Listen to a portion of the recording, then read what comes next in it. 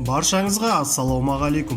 Сіздермен бірге ERA-X YouTube арнасы. Видео ұнаса, видеоға лайк басып, арнаға тіркеліп қойыңыздар.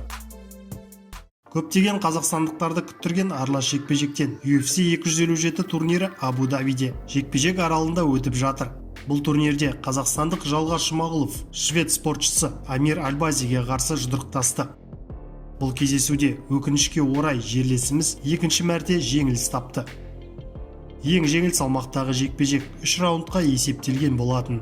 3 раунд қорытындысы бойынша төрешілердің бір ауыздан шешімімен Альбази жеңіске жетті. Альбази барлығы 169 соққы жасады. Дөп дегені 68, яғни жасаған соққының 40%-ы дарыды деген сөз.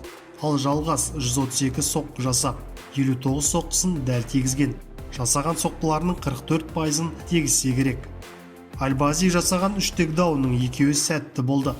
Ал Жалғас Жұмағұловтың жасаған 3 текдауннан біреуі сәтті орындалды.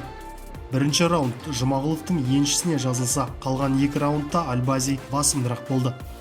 Осылайша Амир Альбази UFC-дегі екінші жекпе-жегінде жеңіске жетті. Жалпы ол үшін бұл мансабындағы 14-ші жеңіс. Ал Жалғас Жұмағұлов болса әлемдегі ең үлкен MMA промоушнде екінші мәрте жеңіліс тапты. Өткен жылы маусымда UFC-дегі алғашқы жекпе-жегінде қазақстандық төрешілер шешімімен бразилиялық Раулян Пайваға есе жіберген болатын. Альбази бұл жеңісіне риза болмады. Мен өзімді керемет сезінемін. Шынымды айтсам, мен жекпе-жекті мерзімінен бұрын аяқтағым келді. Бірақ Жалғас мықты қарсылас болып шықты. Сондықтан келесі жолы ертерек жеңіске жетуім керек, дейді Альбази. Жалғас Жұмағұловтың UFC-дегі соңғы жорығы ма, әлде тағы бір мүмкіндік алар ма екен? Пікірлеріңізді жаза кетіңіздер. Сіздермен бірге болған ERA-X арнасы.